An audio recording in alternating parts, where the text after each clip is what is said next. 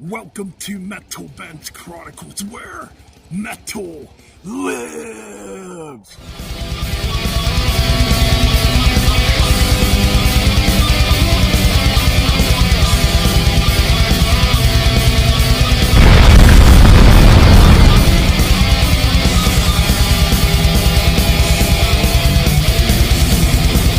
This album I honestly was not expecting to talk about or review or purchase for that matter.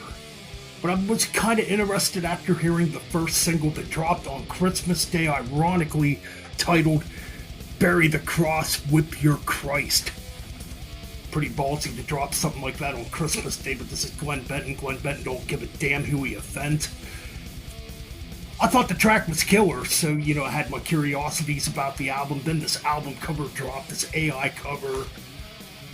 Of course, I'm talking about the 13th studio album by Deicide, Banished By Sin, released on April 26th on Reigning Phoenix Records. That's right.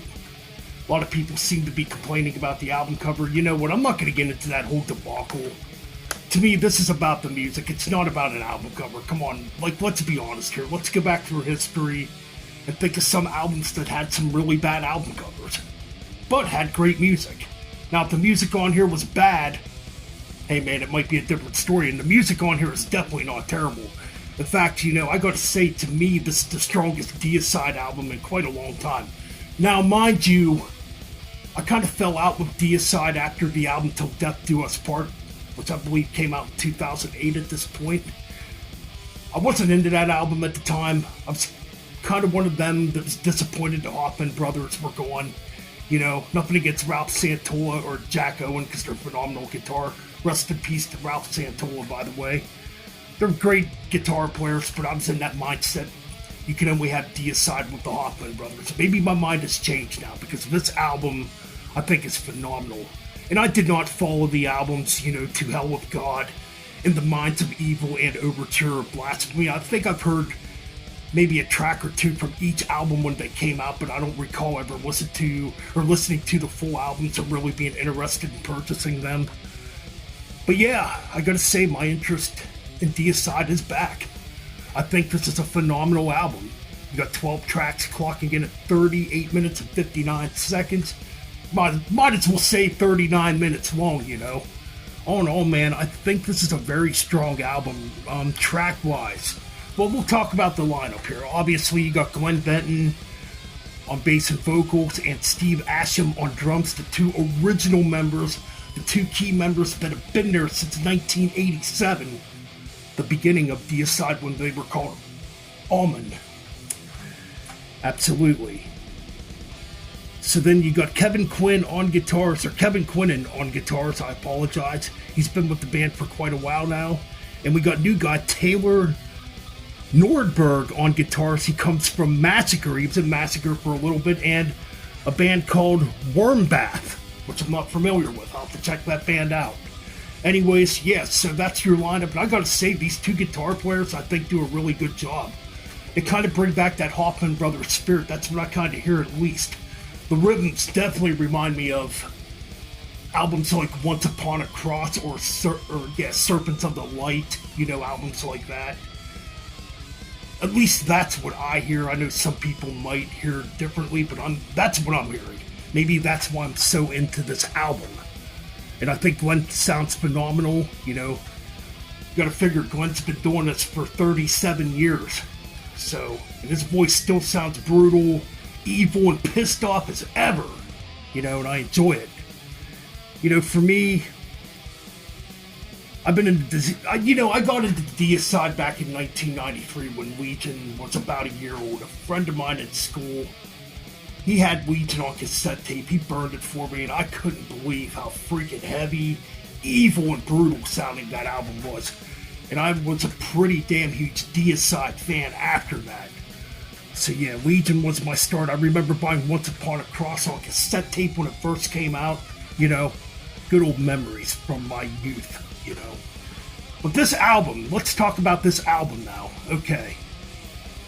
So I wrote down the track listing so I wouldn't have to torture myself by trying to read the back of the CD. So we got From Unknown Heights, You Shall Fall to Begin Things. I think this track's a very strong beginning. Again, to me, it kind of has like a Once Upon a Cross guitar type of feel to it. With the riffs, I can hear it big time, you know? And I can definitely hear that Serpent of the Light type of riffing going on here too with the tremolo picking, you know, which there was a lot of that on that album, like, you know. So I think this track's a really strong opener, you know.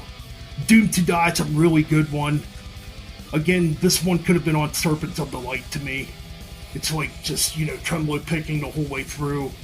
You get some blast beats with Steve Asham. Holy crap, man. Easily one of the best death metal drummers of all time, if you ask me. And he's still playing like that at 53, 54 years old. It's impressive, you know. Sever the Tongue, man, another absolutely killer track, man. I absolutely enjoy it, man. This one's got some heavy riffs in it, you know. Faithless, pretty underrated track here. A little melodic in this track, but still really brutal, really heavy, and really intense. Bury the Cross, Whip Your Christ. This one, man, definitely harkens back to maybe Legion a little bit, I think. Or maybe an album like, what's another good example here? Once Upon a Cross, yeah, possibly, anyways, I can't think of the album right now, but it kind of reminds me along those lines, too. Really cool track. Woke from God's really good. I like this track. The guitar work on this track's really good. I think I've seen one reviewer complain that the riffs sound a bit too happy in this track. I can kind of hear that, but I think it still sounds really cool. So that's just a minor gripe, but I enjoy it. I like it. I think it's a great track. Ritual Defied, another killer track in my opinion. Just brutal, keeping the brutality going, you know. Failures of Your Dying Lord. Gotta love these titles, man. Another killer track, you know. You pretty much know what it's about. Banished by Sin, the title track. Man, this might be my favorite track on this record. I love the heavy grooves in this track. Now this one definitely sounds like it could have been on Once Upon a Cross, I think. It's got like that heaviness to it. It's got them thrash metal riffs going on. That's a notable thing too. Well, I'm comparing this to Once Upon a Cross a lot because, to me, that album had a good bit of thrash metal-inspired riffs on it. I feel that way about this album. There's some, like, thrash metal-inspired riffs on it, but tremolo-picked riffs, too. Another killer track, you know. Some really good guitar solos on this, too. I mean, I think the guitar soloing on here is the closest you're going to get to that classic Hoffman Brothers sound, you know. It's not overly melodic and overly technical, you know, like